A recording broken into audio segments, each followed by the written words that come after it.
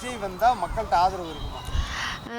எனக்கு தெரிஞ்சு இப்போ இருக்கிற டிஎம்கே ஏடிஎம்கே விட எனக்கு டிவிகே வந்தால் கேர்ள்ஸுக்கு வந்து நிறைய பாதுகாப்பு இருக்கும்னு நினைக்கிறேன்.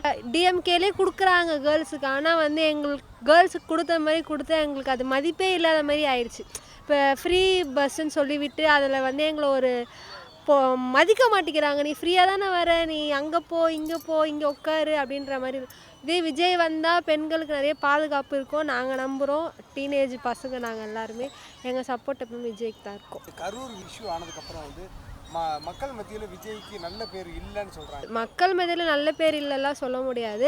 அவங்களுக்கு தேவையான சப்போர்ட் வந்து நம்மளோட கவர்மெண்ட் கொடுக்கல தான் நம்மளோட, அதுதான் கவர்மெண்ட்டோட தப்பு தான் தவிர அவரோட தப்புலாம் இல்லை. டிஎம்கேவோட மாநாடு போகிறதுக்கே ஒரு ரோடு போட்டு கொடுத்தாங்க, எல்லாம் பண்ணார். ஏன் இவரை வரத்துக்கே விட மாட்டுறாங்க? ஏன்னா அடுத்த வருஷம் வருவாருன்னு தெரிஞ்சு தானே விட மாட்டுறாங்க. ஸோ அதனால தான்